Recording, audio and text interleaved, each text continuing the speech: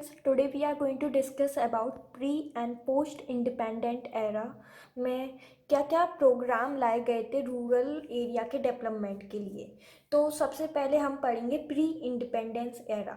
तो इसमें सबसे पहले जो प्रोग्राम आया था वो था गुड़गांव प्रोजेक्ट। तो सबसे पहले हम डिस्कस करेंगे गुड़गांव प्रोजेक्ट को। ये मतलब सबसे पहले नहीं आया था, ये आया था 1927 में। और जो गुड़गांव प्रोजेक्ट को लाने वाले, जो इनिशिएट करने वाले जो हस्ती थे वो थे एपल ब्रानी। और ये इसका जो प्लेस था वो था गुड़गांव हरियाणा। और इसके अंदर जो कंसेप्ट है, वो जो इम्पोर्टेंट कंसेप्ट है वो है विलेज गाइड। तो आपको ये ही याद करना है, इसमें जो इम्पोर्टेंट चीज़ है वो मैंने यहाँ पे लिख दी है। तो आपको यही याद करना है और इतने ही प्रोग्राम याद करने, यही इम्पोर्टेंट है। So now the second program is 1921 में आया था मार्टंडम प्रोजेक्ट। अब जो मार्टंडम प्रोजेक्ट था इसको दिया था डॉक्टर स्पिंचर हैच ने। और ये कहाँ पे आया था, ये था ट्रेवेनकोर में आया था। और इसमें जो मेन जो ग्रुप जो इसमें जुड़े हुए थे, जिनने इसकी हेल्प की थी, वो थी यंग मैन क्रिश्चियन अथॉरिटी। सो इसमें जो मतलब फाइनेंस वगैरह में जिनने इनकी मदद की थी मार्टंडम प्रोजेक्ट की, वो की थी young man Christian authority. So now sorry association, यहाँ पे ए का मतलब है एसोसिएशन। तो यंग मैन क्रिश्चियन एसोसिएशन। और इसके जो मेन जो इनमें क्या था कि इनमें डेवलपमेंट जो पहले के जो कुछ ईयर थे, मतलब उनमें इस किस पे ज़्यादा जोर दिया था, वो दिया था बॉडी माइंड एंड स्पिरिट के डेवलपमेंट पे। फिर आगे चल के इसमें सोशल एंड इकोनॉमिकल डेवलपमेंट को भी ऐड कर लिया गया। और इसमें जो कंसेप्ट आते हैं, मतलब कि इसमें मतलब क्या क्या कौन कौन से जो क्लब थे वो डेवलप हुए थे, वो थे cooperative club, bull club, honey club और वीवर्स क्लब। सो ये इसके कंसेप्ट थे कि इसके अंदर मार्टंडम प्रोजेक्ट में किस किस चीज़ों पे, मतलब किस किस क्लब को डेवलप किया था। तो वो किया था cooperative club, bull club, honey club, beavers club. अब now the next one is 1921 में ही आया था हमारा श्री निकेतन प्रोजेक्ट। और जो श्री निकेतन प्रोजेक्ट था उसको देने वाले जो थे वो थे रविंद्रनाथ टैगोर, जिसने नेशनल एंथम भी लिखा है। और इनका जो प्लेस था शांति निकेतन। जो शांति निकेतन है वो वेस्ट बंगाल में लोकेटेड है। और इसमें जो इनिशियली है ना 8 विलेजेस में ही स्टार्ट किया गया था श्री निकेतन प्रोजेक्ट। फिर आगे चलते चलते ये और भी ज़्यादा विलेजेस में फैल गया। और मतलब पहले क्या था कि जो श्री निकेतन प्रोजेक्ट है इसको हम रूरल डेवलपमेंट के नाम से जानना करते थे, जिसमें यंग पीपल ज़्यादा इन्वॉल्व थे। फिर बाद में इसे श्री निकेतन प्रोजेक्ट के नाम से जाना गया, क्योंकि श्री निकेतन श्री निकेतन में हुआ था, इसलिए इसे श्री निकेतन प्रोजेक्ट से जाना गया। और इसमें जो इसका जो कंसेप्ट है वो है व्रती बालिका, मतलब कि इसमें जो चीज़ जो डेवलप की थी वो थी व्रती बालिका। अब नाउ था 1946 में आया था फिरका प्रोजेक्ट।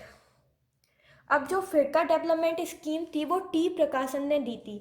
और ये कहाँ पे स्टार्ट हुई थी, ये स्टार्ट हुई थी मद्रास में। और इसमें इनिशियली कितने लोग जुड़े हुए थे, 34 फिरकास थे। फिर इसे एक्सटेंड करके, मतलब पहले क्या था कि इसमें जो मतलब जो फिरकास जो जुड़े हुए थे वो थे 34। फिर बाद में उसे 84 फिरकास तक और जोड़ दिए गए इन 1950। अब जो फिरकास होते हैं ये ब्लॉक लेवल पे बनते हैं, मतलब कि जैसे कि विलेज होते हैं, विलेज को मिला के डिस्ट्रिक्ट बनते हैं और डिस्ट्रिक्ट को मिला के ब्लॉक बनते हैं। तो फिरकास भी ब्लॉक लेवल पे बनते हैं। तो इनको 34 फिरकास पहले ऐड थे, फिर बाद में 1950 तक आते आते 84 फिरकास इसमें ऐड हो गए। सो ये जो 4 प्रोजेक्ट हैं जो कि प्री इंडिपेंडेंस एरा में आए थे, ये सबसे ज़्यादा इम्पॉर्टेंट है। अब मैं आपको गुड़गांव प्रोजेक्ट के बारे में भी कुछ डिटेल बताना चाहती हूँ कि जो ब्रैनी था उसका क्या हुआ था, गुड़गांव में ट्रांसफ़र हुआ था। फिर ट्रांसफ़र होने के बाद उसने देखा कि माँ की कंडीशन तो बहुत ख़राब है, वहाँ पर लोग मतलब बहुत गरीब हैं और बहुत गंदगी वगैरह। और वो उनकी जो सोच थी माँ के लोगों की, रूरल लोगों की, उनकी ये थी कि हमें कोई डेवलपमेंट हो ही नहीं सकता है। तो ब्रैनी ने उसी चीज़ पर फोकस किया कि उनकी सोच को बदलना है, कि उनके लिए भी डेवलपमेंट पॉसिबल है। तो फिर ब्रैनी ने वहाँ पे जाके उनका जब ट्रांसफ़र हुआ उन्हें कुछ साल बाद यानी कि 1921 में ये सोचा कि उन्हें ये प्रोजेक्ट लाना चाहिए। फिर डेवलप करते करते 1927 में ये जो प्रोजेक्ट था वो अप्लाइड हो गया। फिर बाद में क्या हुआ कि इसका ट्रांसफ़र हो गया ब्रैनी, तो फिर ये जो गुड़गांव प्रोजेक्ट था ये बीच में ही बंद हो गया। तो फिर मतलब इसका जो ज़्यादा था वो ज़्यादा डेवलपमेंट नहीं हो पाया, क्योंकि ये इसका ट्रांसफ़र होने के बाद वो प्रोजेक्ट वहाँ पर ही बंद हो गया। सो ये था प्री इंडिपेंडेंस एरा। अब now the post independence era में क्या है। हाँ, तो पोस्ट इंडिपेंडेंस पैरा में सबसे पहले है नीलो खेरी एक्सपेरिमेंट, जो कि नीलो खेरी एक्सपेरिमेंट कहाँ पे हुआ था, पंजाब में। पंजाब में नीलो खेरी एक्सपेरिमेंट किसके द्वारा किया गया था, वो था श्री एस के डे ने नीलो खेरी एक्सपेरिमेंट पंजाब में स्टार्ट किया था।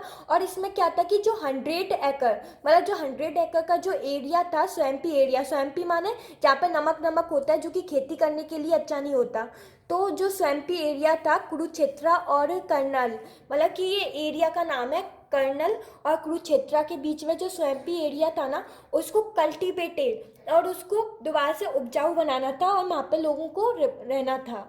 तो यही था नीलो खेरी एक्सपेरिमेंट जो कि श्री एस के डे ने दिया था इन 1948 में। अब देखिए इसके जो की ऑब्जेक्टिव क्या थे। इसमें था कि जो पाकिस्तान का जब डिवीज़न हुआ था, जब महात्मा गांधी जी ने जब पाकिस्तान को अलग किया, तो वहाँ पे क्या था कि जो 7,000 जो लोग थे जो पाकिस्तान से हिंदुओं को निकाल दिया गया था, तो उन्हीं हिंदुओं को वहाँ पे रिहेबिलिटेट करना था, उन्हें प्लेस प्रोवाइड करना था, उन्हें ट्रेनिंग प्रोवाइड करनी थी ताकि वो अपना कमा सकें, अपनी जीविका चला सकें। तो उन्हीं के लिए ही 100 एकड़ की जो ज़मीन थी वो दी गई, जो कि कुरुक्षेत्र और कर्नल के बीच में थी। तो इसी तरह से वो वहाँ पर आए और उन्होंने रहना शुरू किया, तो उन्हें वोकेशनल ट्रेनिंग प्रोवाइड की, तो इस तरह से उनका वो हुआ।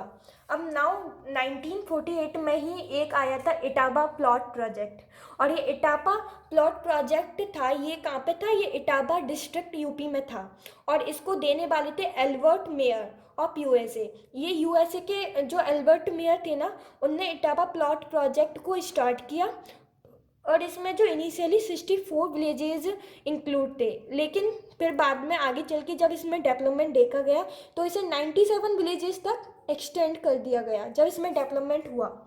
तो इसका जो की एक्टिविटीज़ क्या क्या थी कि इस प्लॉट प्रोग्राम में क्या था कि जो एग्रीकल्चर से रिलेटेड जो एक्टिविटीज़ हैं उनका डेवलपमेंट करना है, और पार्टिकुलरली बीट क्रॉप का, यानी कि इसमें बीट क्रॉप का डेवलपमेंट करना था, और animal husbandry, public health, education, cottage industry और विलेज लेवल वर्कर्स। VLW की फुल फॉर्म क्या है, विलेज लेवल वर्कर।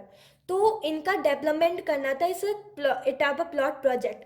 तो क्या हुआ, इनिशियल डेज में उन्होंने देखा कि इससे बहुत ज़्यादा डेवलपमेंट हो रहा है, तो उन्होंने इसे एक्सटेंड कर दिया 97 विलेजेस तक।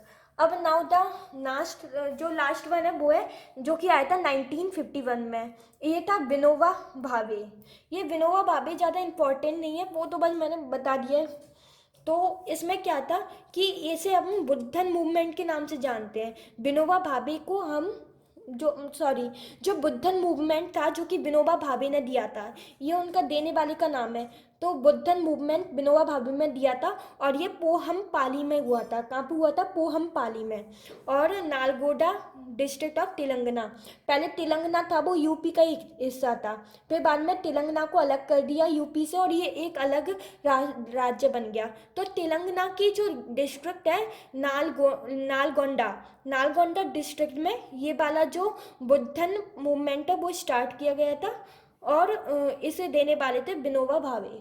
तो मैंने कोशिश की है कि मतलब जो भी इम्पोर्टेंट चीज़ थी इन प्रोजेक्ट में वो मैंने आपको यहाँ पे डिस्क्राइब कर दी है। तो हम नेक्स्ट लेक्चर में पढ़ेंगे एग्रीकल्चरल डेवलपमेंट प्रोग्राम।